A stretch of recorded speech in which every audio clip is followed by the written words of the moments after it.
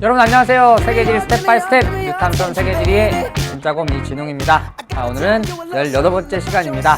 자, 먼저 간단하게 지난 시간에 했던 내용 정리해 보도록 할게요. 우리 17강에서는 주로 하천 지형에 대해서 학습했었죠. 일단 하천의 지형 형성 작용부터 살펴드렸는데요. 침식, 운반, 퇴적을 한다. 자, 그 중에서 유속이 가장 빠를 때, 다시 얘기해서 힘이 셀 때 잘 일어나는 작용은 침식이고요. 그래서 순간 유속이 빠른 중상류 지역에서 잘 나타납니다. 그리고 하류 지역은 일반적으로 순간 유속이 느리기 때문에 힘이 약해서 퇴적 작용이 잘 일어난다 그랬죠. 그리고 침식은 다시 하방 침식과 측방 침식으로 나눠볼 수 있습니다. 자, 산지에서는 주로 하방 침식이 활발하게, 평지에서는 주로 측방 침식이 활발하게 일어납니다.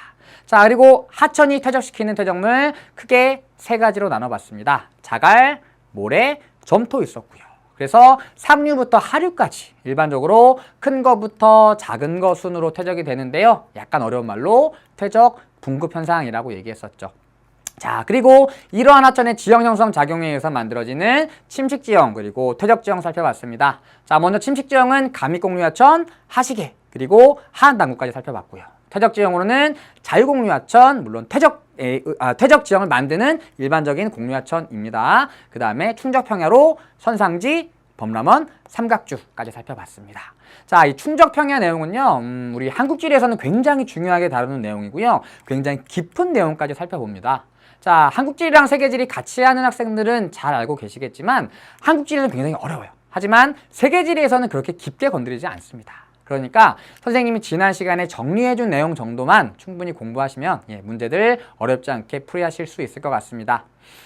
지난 시간에 좀 다뤄야 될 기본적인 개념들이 많아서요. 문제를 같이 풀지 못했는데요. 자, 여러분들 학습하시고 문제 다 풀어보셨죠? 혹시나 문제 풀다가 어려운 내용이 있으면요. 질문 게시판에 올려주시면 언제든지 저는 또는 답변 달아주시는 선생님들이 친절하게 답변해 드릴 겁니다. 문제 꼭 풀어보시기 바랍니다. 자, 그럼 18번째 강의 진행하기 전에 18번째 끌림 소개해 드려야겠죠.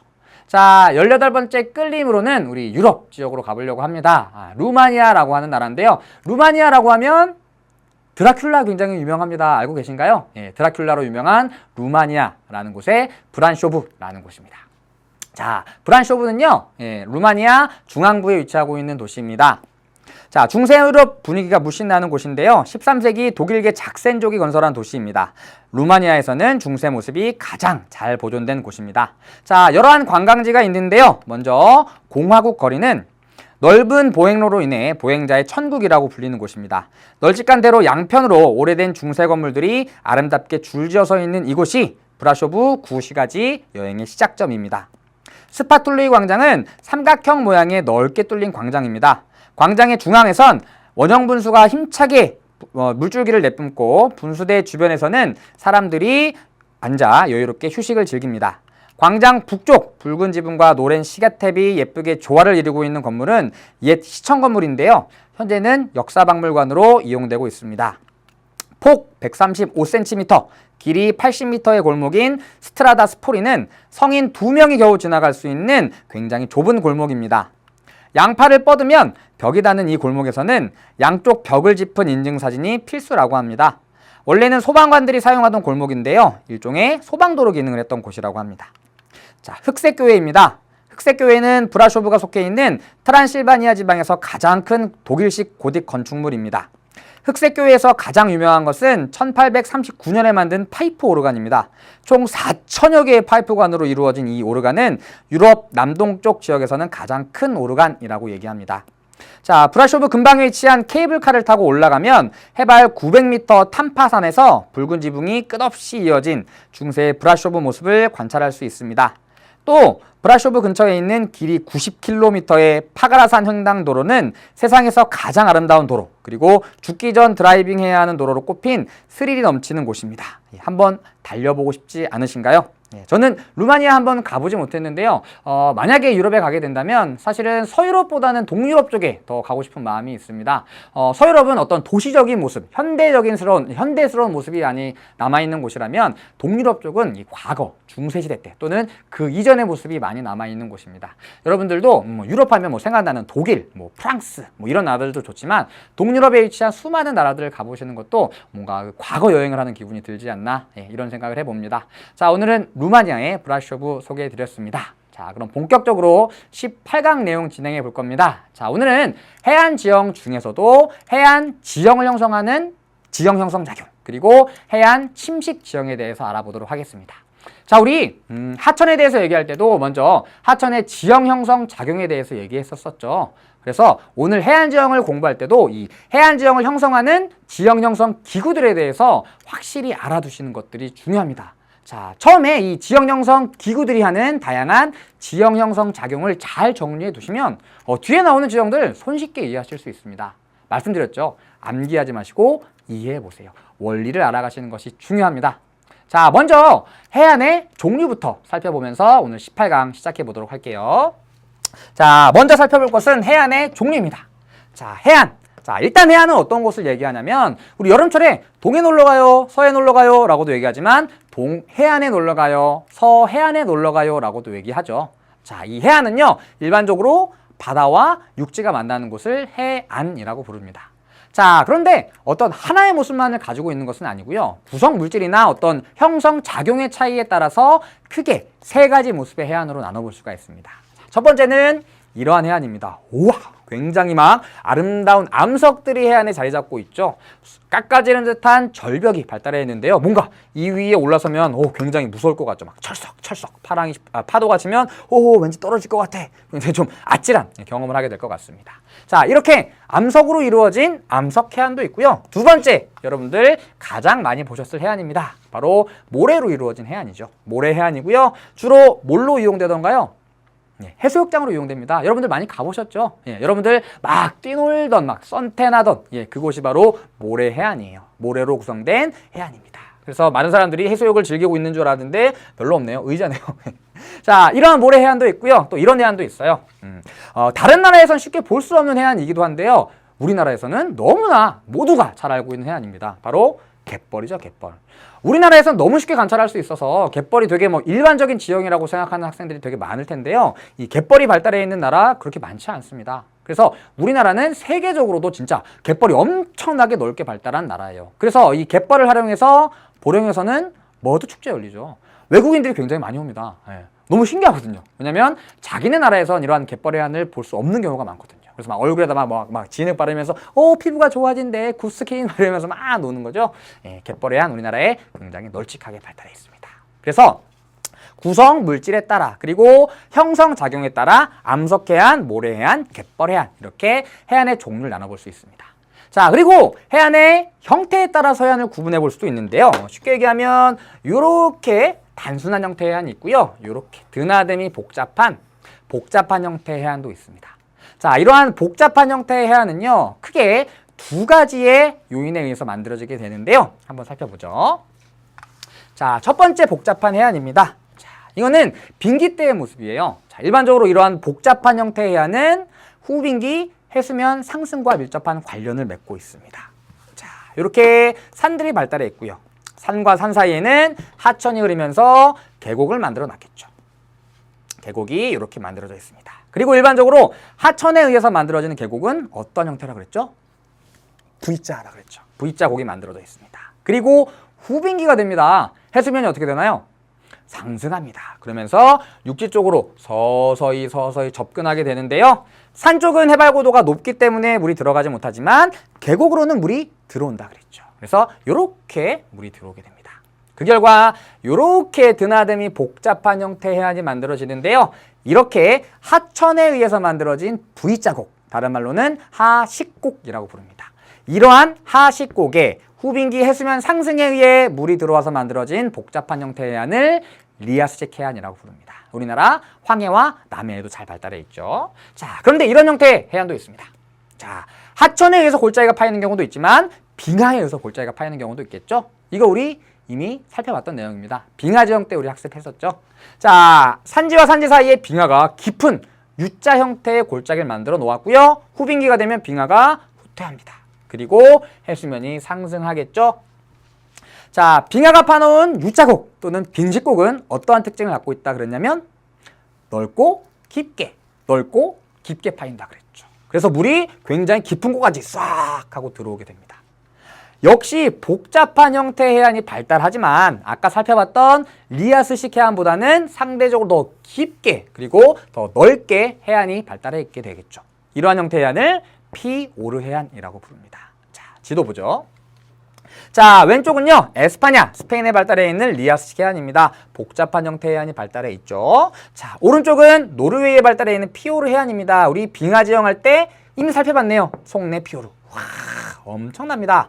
자, 두 개를 비교해 보면 일단 피오르 해안은 너비가 더 넓죠. 그리고 더 깊은 곳까지 바닷물이 들어와 있습니다. 하지만 리아스식 해안은 상대적으로 물이 조금밖에 안 들어와 있죠. 그리고 만의 너비도 좁습니다. 이유는 얘는 하천에 의해서 파여진 하식곡에 물이 들어온 것이고 얘는 빙식곡에 물이 들어왔기 때문입니다. 자, 이 두 해안의 위치를 알아두시는 것도 굉장히 중요한데요. 세계지도 볼게요.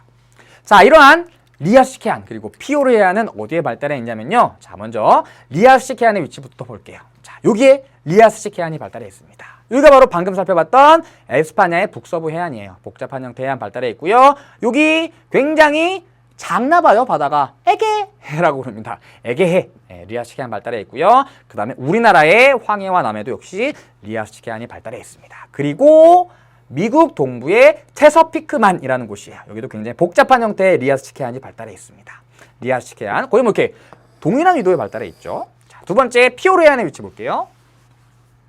자, 피오르 해안, 우리 방금 살펴봤던 노르웨이의 서쪽 해안, 피오르 해안, 그리고 캐나다의 북서부 해안 역시 피오르 해안 발달하고요. 그리고 뉴질랜드의 남섬에는 빙하 지형 발달한다 그랬죠. 역시 피오르 해안 발달해 있고요. 그 다음에 칠레의 남쪽 해안 여기도 역시 피오르 해안 발달해 있습니다.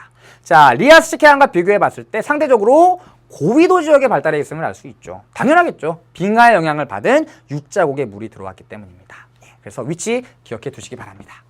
자, 여기까지 우리 구성 물질 그리고 형태에 따른 해안의 종류 살펴봤습니다. 자, 본격적으로 해안의 지형 형성 작용에 대해서 지금부터 알아보죠.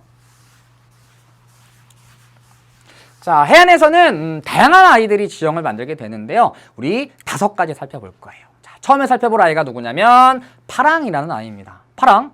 블루인가요? 그건 아니고요. 죄송합니다. 이런 어이없는 놈. 자, 파랑은요. 여러분들 바닷가에 가면 철썩 하얗게 부서지는 파도 있죠.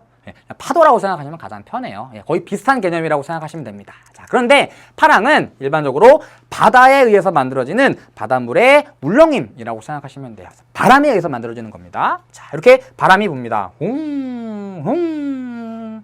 자, 바람이 해수면 위로 불어가면 해수면이 출렁이겠죠. 출렁 하면서 도망가자! 후! 하고 빠져나가겠죠. 여러분 바닷가에 이런 노래 많이 해봤죠?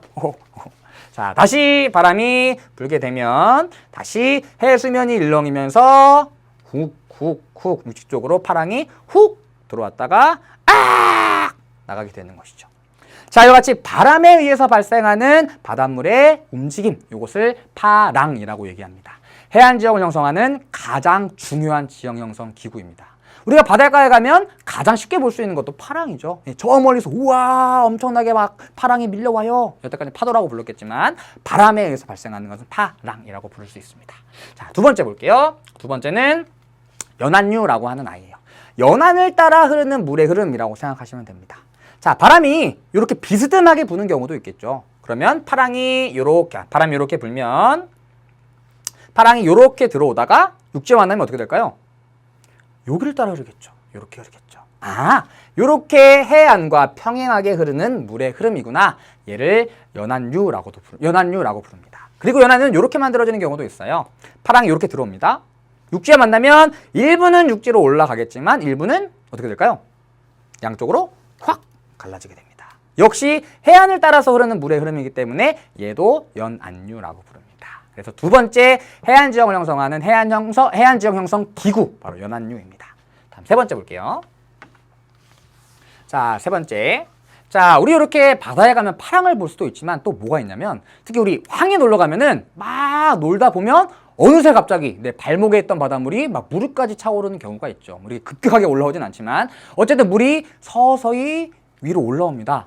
자, 해안가에서는 일반적으로 하루에 2번씩 물이 오르락 내리락 오르락 내리락을 반복하게 됩니다. 자, 그래서 이렇게 세 번째 살펴볼 내용은 조류인데요. 물이 이렇게 들어옵니다. 그리고 다시 빠져나가겠죠. 그리고 다시 물이 들어옵니다. 그리고 다시 빠져나가겠죠. 자, 이렇게 해수면이 높아짐에 따라 바닷물이 어디에서 어디로 이동하냐면 해수면이 높아지면 이렇게 바다에서 육지 쪽으로 물이 밀려 들어오게 됩니다. 밀려 들어오는 물, 밀물이라고 부르죠. 그리고 물이 해수면 높이가 가장 높아졌을 때 만땅 찼다 그래서 만조라고 불러요. 그래서 만조가 될 때 조류가 밀물이 바다에서 육지 쪽으로 흘러 들어오게 됩니다. 그리고 다시 물이 빠져나가겠죠. 해수면이 낮아지게 되면 이번에는 바닷물이 육지에서 바다로 이렇게 흘러나가게 됩니다. 이제는 바다가 빠져나가니까 좀 썰렁해지겠죠. 그래서 얘를 썰물이라고 부릅니다. 그래서 이렇게 해수면의 승강 운동에 의해서 발생하는 밀물과 썰물을 합쳐서 우리는 조류라고 부릅니다. 조류. 자, 다음 네 번째. 자, 네 번째 살펴볼 아이는 바람입니다. 자, 이렇게 해안가에 모래가 쌓여 있어요. 여기로 바람이 붑니다. 훅! 어떻게 될까요? 훅! 날려가겠죠. 자, 이러한 바람은 해안에 있는 모래를 이동시키는 역할을 합니다. 그래서 다양한 지형을 만들고요. 역시 해안 지형을 형성하는 대표적인 해안 지형 형성 기구 중에 하나입니다. 자, 크게 해안에서 지형을 형성하는 대표적인 아이는 요 네 가지인데요. 가장 중요한 지형 형성 기구 뭐라 그랬죠? 바로 파랑입니다. 가장 중요한 역할을 해요. 자, 어찌됐건 얘네 넷이 지형 형성 작용, 다시 얘기해서 침식, 운반, 퇴적을 하면서 해안 지형이 만들어지게 되는 것이죠. 그래서 얘네들이 하는 침식, 운반, 퇴적을 우리는 해안 지형 형성 작용이라고 부릅니다. 자, 그런데 이 넷 중에서 가장 강력한 아이 누굴까요? 힘이 가장 세네. 자, 파랑과 바람 중에 누가 더 셀 것 같아요? 물과 공기 중에. 자, 여러분 친구 얼굴에다가 물을 촥 끼얹는 거랑 후 바람을 부는 거랑 뭐가 더 아픈가요? 물을 촥 끼얹으면 아야! 엄청 아프지만 후 하면 야 입냄새나 이 정도밖에 안 되겠죠. 얘는 훨씬 더 강합니다. 얘보다. 자, 그리고 연안류는 해안과 수평으로 흐르기 때문에 마찰이 많이 발생해서 상대적으로 느리고요. 얘는 속력이 굉장히 느립니다. 따라서 넷 중에서 가장 힘이 센 아이는 파랑입니다. 그러면 침식작용은 무엇에 의해서 가장 잘 일어나냐면 얘에 의해서 잘 일어나겠죠. 그래서 주로 침식지형을 만드는 가장 대표적인 아이는 파랑이에요. 침식지형들은 주로 파랑에 의해서 만들어집니다. 자, 그리고 네 가지 모두 퇴적작용을 하는데요.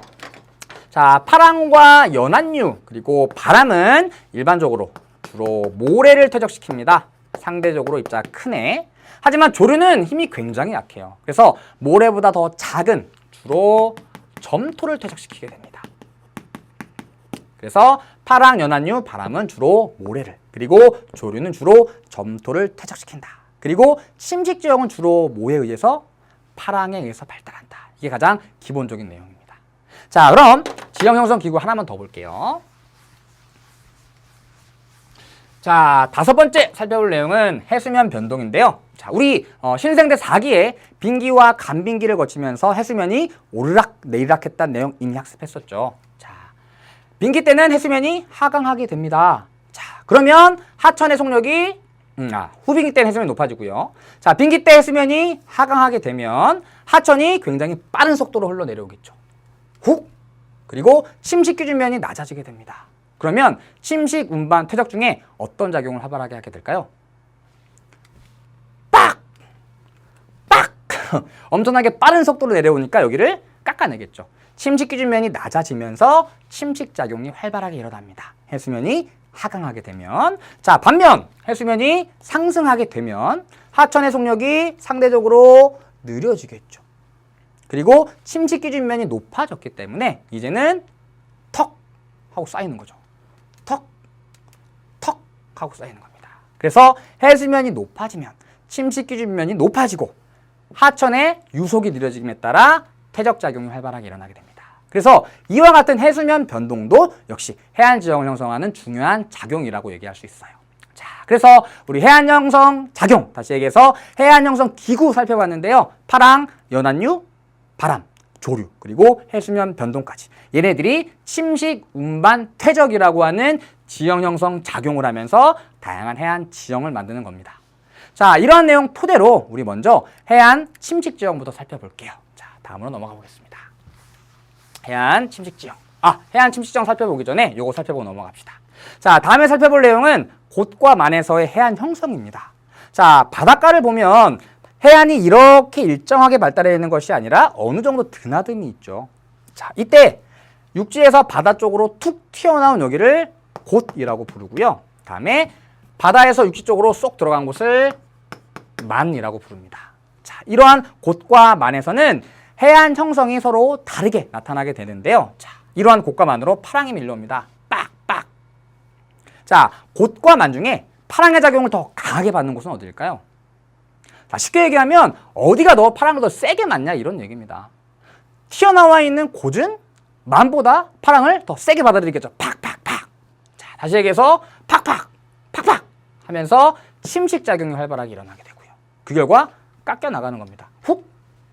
자, 반면 만은 상대적으로 파랑의 힘이 약하게 후후후후후후후후 파랑의 힘이 약하게 작용하겠죠. 힘이 약하니까 침식이 아니라 퇴적작용이 활발하게 일어납니다. 그리고 파랑은 주로 어떠한 퇴적물들을 쌓는다 그랬죠? 모래 쌓는다 그랬죠. 모래가 여기에 쌓이게 되는 겁니다. 아하. 자, 그런데 이러한 만이 굉장히 깊은 곳까지 발달해 있는 경우가 있어요. 깊은 만, 뒷베이. 자, 여기는 파랑이 밀려옵니다.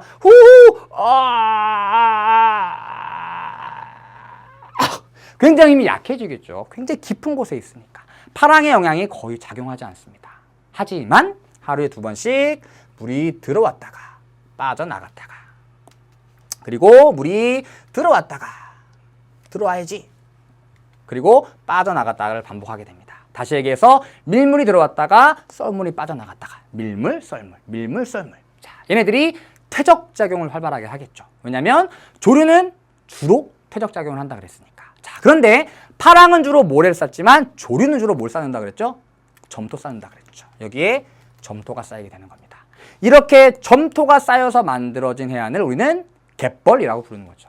그래서 갯벌 가면 굉장히 미세한 애들로 이루어져 있죠. 우리 그 해수욕장보다 굉장히 입자 크기가 작죠. 바로 조류에 의해서 퇴적이 일어났기 때문입니다. 그래서 암석해안이 고된 주로 발달하고요. 만해는 주로 모래해안이, 그리고 깊은 만해는 일반적으로 갯벌해안이 나타나게 되는데요. 조류의 영향을 받아야 되기 때문에 조차가 굉장히 큰 곳, 조수간만의 차가 큰 곳에서 갯벌해안이 잘 발달하게 됩니다. 자, 여기까지 곳과 만에서의 해안 형성 살펴봤고요. 그림 볼게요. 자, 이게 바로 여러분 교재에 있는 그림입니다. 그래서 파랑의 집중과 분산인데요. 사실 굉장히 어려운 내용이에요. 파정선 뭐 이런 어려운 단어가 나오거든요. 자, 어렵게 공부하지 말고요. 그냥 돌출되어 있는 곳은 당연히 파랑의 힘을 세게 받겠구나. 그래서 파랑의 에너지가 집중되고요. 반면에 쏙 들어가 있는 만은 파랑 에너지가 상대적으로 약하겠구나. 이 정도로만 이해하셔도 충분히 학습하실 수 있습니다. 곧은 파랑 에너지가 집중, 만은 파랑 에너지가 분산. 집중되니까 침식, 분산되니까 퇴적. 이렇게 알아두시면 된다는 얘기죠. 자, 그럼 본격적으로 해안 침식지형 알아보죠. 자, 이와 같이 암석해안이 발달해 있습니다. 오, 암석해안이네요. 자, 방금 얘기했었죠. 암석해안은 곳과 만 중에 어떤 곳에 발달한다 그랬죠? 곳에. 그래서 해안 침식지형은 주로 곳에 발달하게 됩니다. 일반적으로 암석해안에서 발달하는 지형이죠.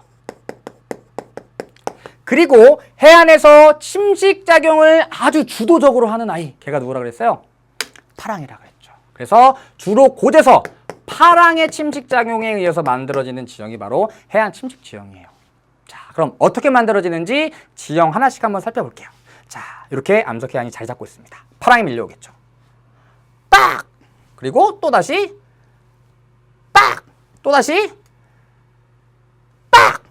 같은 곳을 계속 때리는 거죠. 영원히 막 엔들리스 막 계속 때리는 거예요. 빡빡빡빡. 어떻게 될까요? 빡빡빡빡빡 계속 때리면 돌이지만 계속해서 물이 빡빡빡 치면 침식받겠죠. 조그만한 동굴이 만들어지게 됩니다.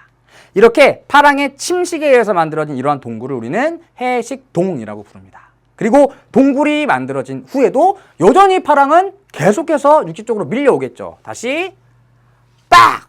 자, 이러한 일들이 역시 계속 작용되다 보면 동굴의 깊이가 깊어집니다. 후. 자, 이렇게 동굴의 깊이가 깊어지게 되면 어떤 일이 일어나냐면 여러분들 어렸을 때 그 놀이터에서 모래 갖다가 장난 많이 해보셨죠. 이렇게 모래 쌓아두고 막대기 하나 꽂죠. 그 다음에 야금야금 땅 따먹기라고 우리 동네에서 불렸는데 야금야금 예, 이렇게 얍삽하게 빼오는 거죠. 살살 막 이렇게 손톱만큼 빼오고 막 그러다가 어떤 막 담이 큰 아이가 훅 하고 흙을 싹 빼옵니다. 얘네들은 어떻게 되던가요? 아래로 우르르 무너져 내리죠. 이와 같은 작용이라고 생각하시면 돼요. 아래쪽이 계속 침식을 받으니까 아래쪽으로 무게가 작용하면서 얘가 와르르 무너져 내리게 됩니다. 자, 그 결과 암석해안에 급경사의 절벽이 발달하고요. 절벽 앞에 평평한 땅이 하나 만들어졌죠. 자, 이렇게 바다에서 침식에 의해서 만들어진 급경사의 절벽, 얘를 해식애라고 부릅니다. 우리 감익공류하천의 침식에 의해서 만들어진 절벽은 하식애라고 불렀죠. 하천의 침식에 의한 절벽. 얘는 바다에서 침식에 의해서 만들어진 절벽이란 뜻이에요. 급경사의 절벽. 그리고 해식의 앞쪽에 있는 굉장히 평탄한 넓은 대지. 얘를 우리는 파식대라고 부릅니다.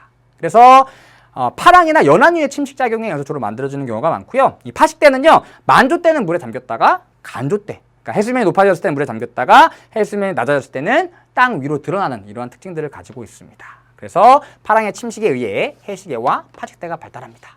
자, 이렇게 두 지형이 발달한 다음에도 파랑은 여전히 침식을 하겠죠. 예, 뭐 인정사정이 없습니다. 계속 깎아냅니다. 빡! 야, 또 깎아야지. 빡! 깎아냅니다. 빡! 자, 그러면 계속해서 아까 살펴봤던 작용들이 반복적으로 일어나면서 해식애가 뒤로 후퇴하게 됩니다. 후! 야, 뒤로 훅! 그러면서 파식대의 넓이는 점차 넓어지게 되겠죠. 그래서 해식애와 파식대가 만들어진 이후에도 여전히 파랑의 작용이 계속되면 해식애는 점차 후퇴하고 해식애가 후퇴하면 파식대가 넓어지게 되겠죠. 자, 이렇게 해식애, 다시 얘기해서 암석해안이 후퇴하는 과정 중에 어떤 일이 일어날 수 있냐면 이 암석 중에 좀 상대적으로 좀 단단한 아이가 있을 수 있죠. 또는 여기는 조금 이렇게 전리, 암석이 금이 많이 발달했는데 상대적으로 전리가 덜 발달한 부분이 있을 수도 있죠. 여기는 침식을 잘 받지만 여기는 침식을 좀 덜 받겠죠. 그리고 상대적으로 단단한 암석이 여기에 끼어 있으면 얘는 다 깎여 나가지만 얘는 깎여 나가지 않고 버티고 있는 거죠. 자, 그래서 어떤 일이 일어나냐면 암석해안이 후퇴하는데 상대적으로 단단한 아이가 이렇게 파식대 위에 우뚝 남아있는 경우가 발생합니다. 우리는 얘를 뭐라고 부르냐면 바다에 있는 기둥이란 뜻으로 시스텍이라고 부릅니다. 그래서 차별 침식에 의해서 발달하는 지형이에요. 왜냐하면 주변은 다 깎여 나갔는데 얘 혼자 침식을 덜 받았으니까 바다가 차별을 했죠. 야, 너는 많이 깎을 거야. 너는 좀 덜 깎아줄게. 차별해서 만들어진 지형이라고 합니다. 지형이라고 할 수 있습니다. 시스텍. 자, 그리고 이렇게 후퇴가 일어나는데 또다시 후퇴가 이루어지게 되면 시스텍 두 개가 이렇게 연결되는 경우도 나타납니다. 어떤 경우냐면 점프. 이런 경우도 나타나겠죠. 요렇게. 우리 요렇게 있는 형태, 요거 무슨 형이라고 부르죠? 아치라고 부르죠. 바다에 있는 아치라는 뜻이에요. 씨아치라고 부릅니다. 씨아치. 양아치인 거죠. 다리 쩍벌하고 앉아가지고 씨아치. 죄송합니다. 시스텍과 씨아치가 발달합니다. 그래서 일반적으로 파식대 위에 주로 발달하는 지형이에요. 역시 파랑의 침식에 의해서 발달하는 지형들입니다. 자, 여기까지 해식애, 그리고 파식대, 시스텍, 씨아치까지 살펴봤고요. 지형 하나 더 볼게요. 자, 다음 살펴볼 지형은 요 지형입니다. 자, 역시 암석해안입니다. 자, 그리고 암석해안에 해식애와 파식대가 이미 만들어져 있어요. 자, 그런데 여러 가지 요인에 의해서 지반이 융기하거나 또는 해수면이 하강하는 경우가 있겠죠. 우리 감익공유하천 할 때 했었죠. 자, 지반이 융기하거나 또는 해수면이 하강하거나 어차피 똑같은 효과인 거죠. 육지가 높아지고 해수면이 낮아지는 겁니다. 그래서 침식 기준면이 낮아지게 되는 겁니다. 그리고 육지가 붕 하고 위로 올라가는 것이죠. 얘가 붕 올라가야지, 붕 올라가야지, 붕 올라가는 겁니다. 자, 그러면 과거에 만들어졌던 해식애와 파식대가 상대적으로 높은 곳에 위치하게 되겠죠. 그리고 또 무슨 일이 일어날까요? 파랑은 영원합니다. 예, 계속해서 침식하는 거예요. 깎아냅니다. 뭐 융기한 이후에도 또다시 파랑이 빡 아야 깎아냅니다. 자, 계속해서 또다시 파랑이 빡 하다 보면 침식에 의해서 어떤 일이 벌어질까요? 아까 살펴봤잖아요. 해시계와 파식대가 다시 발달하게 됩니다. 그 결과 과거에 만들어졌던 파식대는 마치 계단 형태로 남게 되었습니다. 자, 우리 하천 침식 지형할 때 하천의 연안에 발달하는 계단 형태의 지형을 하안 당구라 그랬죠. 얘는 해안에 발달하는 당구네요. 해안에 발달하는 계단 형태의 지형. 해안 당구라고 부릅니다. 해안 당구. 해안에 발달하는 계단 형태의 지형이라는 뜻이에요. 자, 일단 해안 당구를 형성하는 가장 중요한 작용은 뭐였을까요? 물론 파랑의 침식에 의해서도 만들어졌지만 이게 없었다면 해안 당구가 만들어질 수가 없었겠죠. 바로 지반의 융기 또는 해수면의 하강입니다. 그래서 해안가에서 우리 해수면 변동 또는 지각 변동과 관련이 있는 지역이 두 가지가 있는데요. 첫 번째가 바로 해안 당구예요. 지반이 융기하거나 또는 해수면이 하강함에 따라 만들어지는 지형입니다. 얘는 과거에 만들어졌던 파식대고 얘는 뉴 파식대가 만들어졌던 거죠. 자, 그런데 이 과거에 만들어졌던 파식대는 옛날에 얘가 융기하기 전에는 바닷물이 드나들었던 곳이죠. 자, 이렇게 물의 영향을 받으면 퇴적물이 어떤 모양으로 변하냐면 우리 하천 지형에서 했던 내용 생각해 봅시다. 하천에 의해서 퇴적물이 운반됩니다. 떼구르르 크기가 작아지면서 동글동글해진다 그랬죠. 자, 둥근 돌, 우리 시내가 강가 나가보면 하천 주변에 이렇게 조약돌 같은 거 있는 거 본 적 있죠. 그래서 막 친구끼리 막 던지기도 하고, 물론 위험합니다만. 그리고 뭐 물에 막 물수제비 같은 거 뜨기도 하죠. 걔는 약간 둥그스름하면서 약간 널쩍한 애들이잖아요. 자, 둥근 돌. 다시 얘기해서 퇴적물이 둥글다는 것은 물의 영향을 받았다는 뜻입니다. 그래서 하안 당구에서도 둥근 돌이 발견되고요. 해안 당구에서도 둥근 돌이 나타납니다. 둥글둥글하네 과거에 바닷물이 드나들었던 곳이구나 라는 것을 짐작할 수가 있는 것이죠. 그리고 해발 고도가 상대적으로 높음에도 불구하고 조개 껍데기가 나타나요. 아니 여기 어떻게 조개가 점프를 했나? 뭐지? 옛날에 선사시대 때 사람들이 조개를 먹고 버렸나? 그게 아니라 얘는 과거에 바닷물이 드나들었음을 보여주는 것이죠. 예전에 고도가 낮았을 때, 과거에 파식대였던 시절에, 과거에 파식대였던 시절에 바닷물이 드나들면서 가져다가 온 조개 껍데기가 여전히 자리 잡고 있는 겁니다. 자, 그래서 이렇게 계단 형태의 지형, 해안가에 발달한 이러한 계단 형태의 지형을 해안 당구라고 하고요. 역시 하안 당구와 마찬가지로 집을 짓기도 하고요. 또는 농경지로 이용되기도 하고 도로가 발달하기도 합니다. 여기다 도로 만들면 완전 멋있겠죠. 와, 도로 만들면 이렇게 차가 이렇게 지나가는 거죠. 막 바닷가가 쫙 보이는 거죠. 그래서 여기에 막 카페라던가 이런 건물들이 들어서는 경우도 있는데요. 우리나라에서 해안 당구를 볼 수 있는 대표적인 곳 중에 하나가 정동진이라는 곳이에요. 여러분 가보셨나요? 모래시계, 굉장히 큰 모래시계로 유명한데 거기 가면 이 해안 당구를 관찰할 수 있는데요. 어디가 해안 당구냐면 이렇게 굉장히 커다란 배가 한 척, 물론 이렇게 생기진 않았습니다. 배가 한 척 이게 높은 데 딱 자리 잡고 있습니다. 현재 카페로 이용되고 있는데요. 얘가 자리 잡고 있는 데가 바로 해안 당구예요. 과거에 파식대였던 곳이죠. 자, 그래서 정동진 한번 가보시면 당구구나 한눈에 보실 수 있습니다. 자, 그래서 해안 당구까지 살펴봤습니다. 자, 그럼 우리 자료 몇 개 볼게요. 자, 해안 침식 지형을 정리해 놓은 그림들입니다. 자, 일단 요 면 있죠. 요 면은 해안 단구라고 부릅니다. 그리고 얘는 과거의 파식대였던 것이죠. 과거의 파식대. 그리고 과거의 파식대 위에 과거의 시스텍이 놓여 있는 겁니다. 바닷물이 드나들었던 흔적이라고 할 수 있죠. 그리고 단구 위쪽에 있는 요 절벽, 과거에는 해시계였지만 지금은 해발 고도가 높은 곳에 자리 잡은 그냥 절벽이죠. 과거의 해시계입니다. 우리는 얘 과거사를 알 수 있는 거죠. 과거사를 알 수 있습니다. 자, 그리고 아래쪽에 다시 뉴 해시계와 뉴 파식대가 생겨났죠. 절벽과 평탄한 지형이 생겨났습니다. 그리고 시스텍이 만들어져 있죠. 얘도 현재 만들어진 시스텍이고요. 얘는 과거에 만들어진 시스텍입니다. 자, 그리고 만약 요렇게 단구가 요렇게 하나 더 있다면, 다시 얘기해서 A라는 단구가 있고요. 여기에 또 B라는 단구가 있다면 A와 B 중에 뭐가 먼저 만들어진 건가요? B가 먼저 만들어진 거죠. 그래서 우리는 위치를 통해서 형성 시기를 짐작해 볼 수도 있습니다. 그래서 해안 당구. 자, 다음. 자, 해식동굴과 씨아치 그리고 씨스택의 형성 과정을 보여주는 그림입니다. 자, 해식동굴, 바다에서 침식에 의해서 만들어진 동굴이란 뜻이겠죠. 여기 동굴 만들어져 있죠? 이렇게. 아까 해식동이라고 말씀드렸던 지형입니다. 이렇게 세 글자로 줄이면 해식동이 되는 것이죠. 그리고 계속해서 동굴 안쪽으로 파랑의 침식이 이루어지게 되면 팍팍팍팍 파게 되면 이런 형태의 씨아치가 만들어지게 되겠죠. 그리고 씨아치의 이 부분이 날아가고 나면 얘는 씨스택으로 남게 되고요. 여기에는 해식애가 발달하게 되는 것이죠. 그래서 이렇게 다양한 원인에 의해서 이러한 동굴 그리고 씨아치, 씨스택이 발달하기도 합니다. 그리고 시간이 더 지나면 씨스택 어떻게 될까요? 계속 파랑이 빡빡빡빡 치겠죠. 파랑은 뭐 계속 영원합니다. 계속 밀려오는 겁니다. 빡빡빡빡 얘가 점차 작아지다가 없어져 버리겠죠. 그래서 씨스택은 자연적으로 소멸될 지형이에요. 언젠가는 없어지게 됩니다. 이게 바로 씨스택입니다. 자료 하나 더 보죠. 자, 멋진 사진입니다. 자, 이게 바로 해안 당구의 모습이에요. 굉장히 멋있죠? 우리 뉴질랜드에 발달해 있는 해안 당구인데 여기가 바로 당구면이고요. 당구면. 그리고 여기에 새로운 뉴 해식애가 발달해 있는 것이죠. 바로 집안의 융기 또는 해수면의 변동에 의해서 만들어진 해안 당구의 모습이고요. 다음 오른쪽, 이게 바로 해식애가 되죠. 여기에 동굴 발달해 있습니다. 동굴. 그리고 아주 오랜 시간이 지나면 언젠가는 깎여 나가겠죠. 그래서 여기 씨스택 발달해 있는 거 보이죠? 씨스택 사진 하나 더 보죠. 자, 왼쪽에 있는 이게 바로 씨스택의 모습입니다.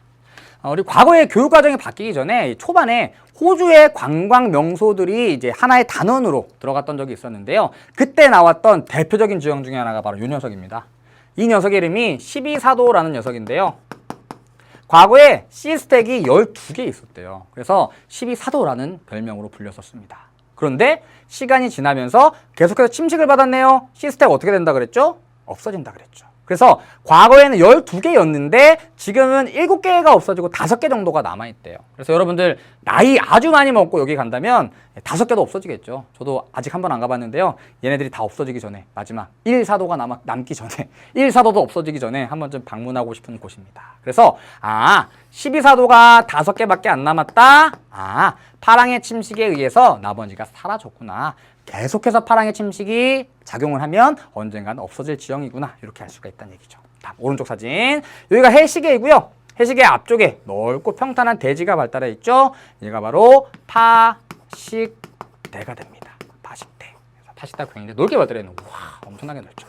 그리고 여기 해식애가 발달해 있고요.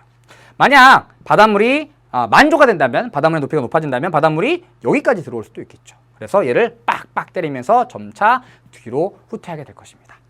자, 여기까지 우리 해안 침식 지형 정리해 보았습니다. 해안 침식 지형 일단 곳과 만 중에 어디에 발달한다 그랬냐면 주로 고제 발달합니다. 그리고 이러한 고제는 암석으로 이루어진 암석해안 발달합니다. 그리고 이러한 고제 주로 어떠한 지형 형성 기구가 영향을 미친다고요? 파랑에 영향을 미치고요. 파랑의 침식에 의해서 다양한 지형이 만들어지게 되는 것이죠. 그래서 어디에 만들어지는지 그리고 무엇에 의해서 만들어지는지 꼭 기억해 두셔야 됩니다. 자, 우리 침식 지형 하기 전에 지형 형성 작용에 대해서 자세하게 했었죠. 우리 다음 시간에 해안 퇴적 지형 살펴볼 건데요. 우리 초반에 했던 이 지형 형성 작용과 관련된 내용들이 우리 다음 시간에 할 퇴적 지형과도 굉장히 밀접한 관련을 가지고 있습니다. 꼭 복습해 두셔야 됩니다. 암기 아니라 이해라고 말씀드렸죠. 하나하나 스텝 바이 스텝으로 단계 밟아 나가면서 학습해 나가셨으면 좋겠습니다. 자, 그럼 우리 오늘 배웠던 내용과 관련 있는 문제 몇 개 풀어보죠. 자, 여러분 교재 83페이지고요. 기본 문제 5번입니다. 자, 다음 글에 밑줄 친 기억부터 미음에 대한 설명으로 옳지 않은 것을 고르래요. 해안 지형 형성 작용과 관련된 문제예요. 한번 읽어볼게요. 자, 육지와 바다가 만나는 해안에서는 파랑, 연안류, 조류, 바람 등의 작용과 해수면 변동으로 형성된 다양한 지형들을 볼 수 있대요. 얘네들이 지형 형성 기구가 되는 것이고 얘네들이 침식 운반 퇴적을 하면서 다양한 해안 지형을 만든다 그랬죠. 자, 선제 볼게요. 기억, 해수면 변동과 관련된 선제입니다. 해수면 변동은 기후 변화에 의해서 나타나는데요. 그렇죠? 빙기 때는 바닷물이 고위도 지방 그리고 고산 지역으로 이동해서 빙하로 변해버린다 그랬죠. 그래서 해수면이 낮아지게 되고요. 후빙기가 되면 기온이 높아지면서 고위도 지방과 고산 지방의 빙하로 있던 애들이 다시 녹아서 바다로 흘러 들어오게 됩니다. 해수면이 높아지게 되겠죠. 그래서 기후변화에 의해서 나타납니다. 맞는 내용이고요. 정답은 아니죠. 자, 계속 읽어볼게요. 니은. 파랑은 해안에서 침식과 퇴적작용을 일으키는 가장 기본적인 힘이래요. 그래서 나머지 애들은 주로 퇴적작용을 하지만 파랑은 침식작용을 거의 도맡아서 하는 아이입니다. 자, 그럼 파랑 관련된 선지 보죠. 주로 바람에 의해 형성된대요. 그렇죠. 바람이 불면 해수면이 일렁이면서 파랑이 발생합니다. 육지로 밀려오게 되는 것이죠. 자, 다음. 디귿. 연안류는 해안을 따라 한 방향으로 이동하는 해수의 흐름이래요. 그래서 해안을 따라 흐르는 해수의 흐름입니다. 선지 보죠. 자, 연안류에 의해 사빈의 모래가 다른 지역으로 이동한대요. 자, 우리 다음 시간에 배울 내용인데요. 연안류는 해안가를 흐르면서 해안에 쌓였던, 사빈에 쌓였던 모래를 다른 지역으로 이동시킵니다. 그러면서 다양한 지형을 만들거든요. 역시 맞는 내용이에요. 자, 다음.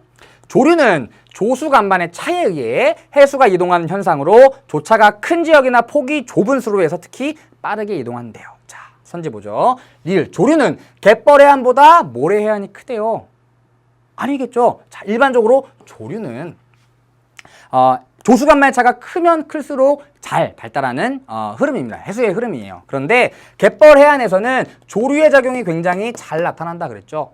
일반적으로 조수 간반의 차가 커서 조류의 작용이 굉장히 활발한 지역에서 갯벌 해안이 나타나고요. 모래 해안은 갯벌의 작용, 조류의 작용보다는 파랑의 작용이 더 크게 나타나는 지역이겠죠. 따라서 옳지 않은 것은 4번이 되고요. 마지막 선지 보죠. 5번입니다. 자, 어디까지 읽었나? 여기. 자, 그 밖에도 미음, 바람은 해안의 모래를 이동시킴으로써 해안 지형의 형성에 직접 관여한대요. 그래서 바람이 강한 지역일수록 해안 사구의 형성에 유리하대요. 이거 다음 시간에 배울 내용인데요. 모래가 쌓여서 만들어지는 모래 언덕이에요. 우리 건조 지형 할 때 살펴봤었죠. 역시 바람이 강할수록 해안 사구가 아주 뚜렷하게 잘 발달하게 됩니다. 그래서 우리나라 같은 경우에 서해안과 동해안 중에 어디에서 해안 사구가 더 잘 나타나냐면 서해안에서 해안 사구가 더 잘 발달합니다. 왜냐하면 우리나라에 굉장히 큰 영향을 미치는 계절풍, 특히 북서계절풍이 서해안으로 굉장히 강하게 작용하기 때문입니다. 그래서 바람의 작용이 강하면 해안 사구가 굉장히 크게 그리고 대규모로 발달하게 됩니다. 맞는 내용이고요. 다음 문제 보죠. 자, 다음 문제는 여러분 교재 83페이지의 기본 문제 6번입니다. 자, 그림은 지도의 가해안과 나해안에 나타나는 지형을 모식적으로 나타낸 것이래요. 가나 해안에 대한 옳은 설명을 보기에서 고를 합니다. 자, 일단 가와 나가 각각 어떤 해안인지 살펴봐야겠대요. 자, 일단 가를 봤더니 암석으로 이루어져 있고요. 단구 발달해 있습니다. 해식에도 만들어져 있고요. 아하, 암석 해안이구나. 자, 그리고 이러한 암석 해안에서는 주로 어떤 아이가 지형을 만든다 그랬죠? 파랑이. 그리고 파랑의 침식작용에 의해서 다양한 지형들이 만들어지게 됩니다. 그리고 이러한 암석 해안은 곳과 만중에서 어디에 발달하냐면 파랑의 힘이 집중되는 곳에서 주로 발달하게 됩니다. 자, 반면 나를 봅시다. 자, 나는 우리 아직 안 배운 지형이지만 모래섬 만들어져 있죠. 아, 퇴적에 의해서 만들어졌나 보구나. 여기 모래 많이 쌓여 있는 거 보이시죠? 아, 퇴적에 의해서 만들어진 모래 해안이구나. 그래서 얘는 모래 해안이 되는 것이고요. 그리고 주로 파랑의 그리고 연안류의 퇴적작용에 의해서 만들어지는 해안입니다. 그리고 암석 해안이 고제 만들어진다면 얘는 어디에? 만에 만들어진다 그랬죠. 만에 만들어지게 됩니다. 자, 그럼 보기 볼게요. 기억, 가의 평탄면 요거 얘기하는 것이죠. 해안 당구를 얘기합니다. 이 해안 당구는 파식대가 융기하여 형성되었대요. 그렇죠. 얘는 현재는 해안 당구지만 과거에는 파식대였다 그랬죠. 맞는 내용이고요. 다음 니은 나의 모래섬 요거 얘기합니다. 모래섬은 조류의 퇴적작용으로 형성되었대요. 자, 일단 이 모래섬이 어떤 섬인지 우리 아직 안 배웠습니다. 하지만 충분히 해결할 수 있습니다. 어떻게 해결할 수 있냐면 조류는 뭐 퇴적시킨다 그랬죠? 입자가 작은 애들 점토 퇴적시킵니다. 주로. 그런데 이 모래섬은 모래가 퇴적되어서 만들어진 거죠. 따라서 조류가 아니라 파랑의 퇴적작용에 의해서 만들어진 것이라고 할 수 있습니다. 또는 연안류가 퇴적했겠죠. 그래서 옳지 않은 선지고요. 자, 기억은 맞고요. 다음 보기 보죠. 자, 가해안, 암석해안은 모래해안에 비해 평균 수심이 깊대요. 자, 암석해안은 고제 발달하고요. 다음에 모래해안은 만에 발달한답니다. 자, 이렇게 해안선을 그려보면 여기가 육지고 여기가 바다라고 한다면 여기가 고지고 여기가 만이 되는 거죠. 고즈는 바다 쪽으로 더 튀어나와 있으니까 당연히 만보다는 수심이 깊겠죠. 그리고 아까 우리 사진 봤었죠. 암석해안 이렇게 있고요. 바다가 이렇게 있습니다. 뛰어들면 굉장히 깊겠죠. 그런데 모래해안은 이렇게 백사장 발달해 있고요. 이렇게 바닷물 있잖아요. 우리 여기서 막 선탠하다가 바다로 들어간다고 막 훅 떨어지진 않잖아요. 일반적으로 수심이 얕습니다. 그래서 암석해안이 발달하는 고즈는 모래해안이 발달하는 만보다는 수심이 깊습니다. 따라서 가해안, 암석해안은 모래해안보다 평균 수심이 깊다. 맞는 얘기가 되겠죠. 다음 리을. 가는 나에 비해 해안 퇴적물의 평균 입자 크기가 작대요. 자, 퇴적물. 자, 암석해안도요. 암석해안에서는 주로 침식이 일어나지만 퇴적도 일어납니다. 하천 지형할 때 100%는 거의 없다 그랬죠. 퇴적도 일어나지만 침식이 더 우세한 거예요. 자, 그런데 얘는 파랑의 힘이 굉장히 세겠죠. 침식할 정도니까. 얘는 퇴적 작용이 일어나니까 파랑의 힘이 상대적으로 약하겠죠. 자, 그럼 암석해안에 영향을 미치는 파랑과 모래해안에 영향을 미치는 파랑 중에 누가 더 힘이 셀까요? 당연히 얘가 더 힘이 세겠죠. 그럼 퇴적물을 운반할 때 누가 더 큰 퇴적물을 운반할까요? 당연히 이 암석해안에 영향을 미치는 파랑이 더 큰 아이를 운반할 겁니다. 따라서 해안 퇴적물의 평균 입자 크기가 크다라고 해야겠죠. 옳지 않은 보기고요. 정답은 기억과 디귿을 포함하는 2번이 되겠네요. 자, 한 문제 더 준비했어요. 자, 여러분 교재 85페이지의 심화 문제 5번입니다. 자, 서술형 문제인데요. 일단 핵심 키워드가 어떤 건지 알려드리기 위해서 한번 준비해봤습니다. 자, 그림의 A지형이 형성되는 과정을 제시어를 사용하여 서술하랍니다. 자, 일단 A지형이 어떤 건지 알아야 하는데요. 해발 고도가 높은 평탄한 면이네요. 아까 봤던 그림이죠. 얘가 바로 해안 단구입니다. 자, 아래 제시된 융기, 파식대, 해수면 변동을 이용해서 이 해안 단구 형성되는 과정을 서술하래요. 자, 핵심 포인트 요거라 그랬죠. 융기와 해수면 변동입니다. 자, 해안 단구는 파식대가 융기하거나 또는 해수면 변동에 의해 해수면이 하강한 후에 다시 해식애와 파식대가 만들어지면서 형성된 지형입니다. 그래서 과거에 파식대였다는 점, 그리고 융기 또는 해수면 변동에 의한 해수면 하강에 의해서 만들어진 지형입니다. 항상 해안 단구를 표현할 때 이 두 가지가 키워드이고요. 과거에 파식대였다라는 점도 중요하게 기억해 두셔야 됩니다. 자, 여기까지 우리 해안 침식 지형 그리고 해안 지형 형성 작용과 관련된 문제들 모두 풀어봤습니다. 자, 오늘 했던 내용 중에 가장 중요한 내용은 해안 지형 형성 작용이에요. 이걸 알아야 우리 다음 시간에 할 모래해안 이해하실 수 있고요. 그리고 이번 시간 침식 지형을 이해하는 데도 굉장히 중요한 역할을 할 수 있겠죠. 자, 그럼 오늘 배웠던 내용 중에 어떤 내용들이 중요한지 키워드 드리겠습니다. 오늘의 키워드 오키. 자, 오키. 자, 첫 번째, 바람에 의해 형성되는 이것은 해안 지형을 형성하는 가장 기본적인 힘이래요. 침식도 하고 퇴적도 하는 이 아이입니다. 다음 두 번째, 해안을 따라서 흐르는 이의 수의 흐름, 이거라 그랬죠. 다음 세 번째, 이것은 해안 절벽이래요. 그리고 그 밑에 평탄한 해가 발달한답니다. 얘랑 얘 이름 적어보시고요. 다음 차별 침식에 의해 다른 건 깎았는데 얘만 안 깎여서 남은 다위섬을 이거라고 합니다. 자, 해안 침식 지형 어떤 것들이 있는지 정리해 보시기 바랍니다. 자, 오늘도 고생 많으셨고요. 다음 시간에는 우리 세계 하천 및 해안 지형 세 번째 시간입니다. 오늘 해안 침식 지형 살펴봤고요. 다음 시간에는 해안 퇴적 지형을 또 살펴보도록 하겠습니다. 오늘도 고생 많으셨습니다.